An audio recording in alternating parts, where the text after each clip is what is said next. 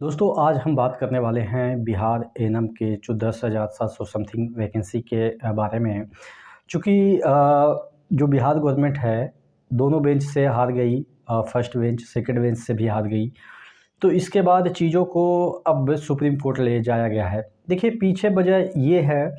कि देखिए सबसे पहले जो चीज़ें हैं सुप्रीम कोर्ट जो फैसला करेगी उसी के आधार पे जो चीज़ें हैं वो सॉर्ट आउट होती हैं। कहने का मतलब ये है कि अगर संविदा वाले बच्चे अगर जीत जाते हैं तो उनके जो पक्ष में चीज़ें हैं उसके अकॉर्डिंग उनको जॉइनिंग करानी है। अगर मेरिट वाले यानी कि सीबीटी वाले क्वालिफ़ाई वहाँ पे जीत जाते हैं सुप्रीम कोर्ट में तो उसके अकॉर्डिंग इनको जॉइनिंग करानी है। लेकिन पीछे की मंशा क्या है सरकार की वो आपको पता होनी चाहिए कि सरकार क्या चाह रही है। सरकार हर एक हाल में सीबीटी के पक्ष में है, ये आपको भी अभी तक के आइडिया से पता चल गया होगा। ये मैं नहीं बोल रहा हूँ, आप लोग जो देख रहे होंगे संविदा वाले तो वो इस बात को अन्यथा लेंगे। आप अगर इस बात को नहीं समझ रहे हैं, चूँकि अगर उनको संविदा वाले बच्चे को ही अगर जॉइन कराना होता तो फर्स्ट बेंच के अगर डिसीजन आए थे उसी समय वो जॉइन करा देते, लेकिन जॉइन नहीं कराया। उसके बाद सेकंड बेंच के में गई सरकारें, तो फिर वहाँ पे भी अगर जजमेंट उनके पक्ष में आया संविदा वाले के तो वहाँ पे जॉइन करवा देनी चाहिए, लेकिन वो फिर सुप्रीम कोर्ट चली गई। तो अब सुप्रीम कोर्ट में भी अगर उनको मुँह की खानी पड़ती है यानी कि संविदा वाले बच्चे जो हैं वो जीत जाते हैं, तो वहाँ पे क्या होगा कि अब उनके पास कोई रास्ता नहीं बचेगा सरकार के पास। तो एक चीज़ है, उनके पास एक ही रास्ता है कि वो वैकेंसी ही कैंसिल कर दे, और वैकेंसी कैंसिल पे कोर्ट का जो है वो हस्तक्षेप नहीं होता है। ये अभी तक का जितने भी चीज़ें देखे होंगे आपको पता होगा कि सरकार चाहे, क्योंकि वो तो नोटिफिकेशन जब 2022 की निकली थी उसी समय उसमें कहा दिया गया था कि हमें हर एक वैकेंसी में ऐसा रहता है कि वो कभी भी इस वैकेंसी को घटा सकती है, बढ़ा सकती है, या जीरो कर सकती है या रद्द कर सकती है। इस तरह के जो चीज़ें हैं तो उसको तो कोई चैलेंज नहीं कर सकता है कि वैकेंसी कैंसिल किया जा सकता है। तो सरकार की मंशा ये है कि अभी जो ये 4-5 महीना है, पहले तो ये सुप्रीम कोर्ट में खींचेगी, ये ले जाते ये 2025 तक ले जाएगी। अगर फाइनली सरकार अपने अकॉर्डिंग फैसला ले पाती है वहाँ पे,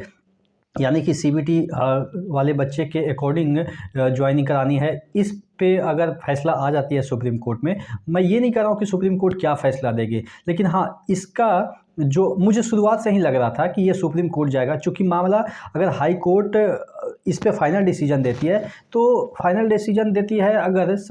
ये सीबीटी वाले पक्ष में, तो संविदा वाले बच्चे इनको ले जाएंगे, इस केस को ले जाएंगे सुप्रीम कोर्ट में। तो यानी कि फाइनली सुप्रीम कोर्ट में तो जाना ही था ये वाला वैकेंसी, और गया भी है। तो सुप्रीम कोर्ट में अगर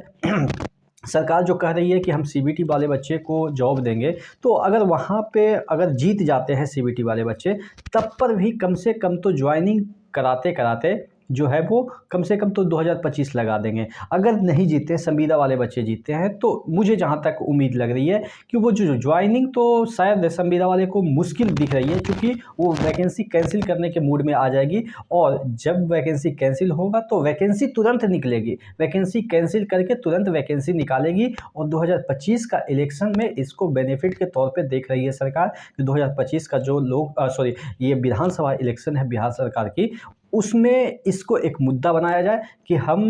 इतनी वैकेंसी निकाले हैं। देखिए वैकेंसी कम निकली थी वो मैटर नहीं है, इस वैकेंसी को कैंसिल करके एक नए सिरे से वैकेंसी उसी वैकेंसी को निकालेंगे और नियमावली 2023 उसमें लागू करेंगे, और फिर ये उसको प्रचार करेंगे कि हमने 10,000 समथिंग, या उसमें एक आध हज़ार और जोड़ देंगे जिससे कि लगे कि नया वैकेंसी आया है, और 11,000 समथिंग वैकेंसी कर देंगे और वो बोलेंगे कि हमने नया वैकेंसी निकाला है। तो ये सरकार के पीछे की मंशा है वैकेंसी को डिले करने की, और मुझे लग रहा है कि वहाँ पे भी अगर सुप्रीम कोर्ट में हारती है तो ये जो सरकार की दो यहाँ पे चीज़ें हैं, सरकार की दोनों जगह वाहवाही है। अगर हारती है तब पर भी वाहवाही है, जीतती है तब पर भी वाहवाही है, क्योंकि दोनों का ज्वाइनिंग, अगर हारती है तो वो नया वैकेंसी निकाल के 25 में वाहवाही लूटेगी, और अगर जीतती है तो 25 के पहले जब इलेक्शन आएगी उससे पहले ज्वाइनिंग देंगे, कहीं गांधी मैदान में बुलाएंगे और पूरा प्रदर्शन करेंगे कि हमने इतने लोगों को, इतने माताओं को, इतने बहनों को नौकरी दी है, जिससे कि प्रचार प्रसार हो। तो आप सरकार की मंशा को समझ रहे हैं कि ये वैकेंसी डिले होने के पीछे क्या कारण है। आप क्या सोचते हैं नीचे कमेंट बॉक्स में कमेंट करके ज़रूर बताइएगा। नेक्स्ट वीडियो में मिलते हैं, तब तक के लिए जय हिंद।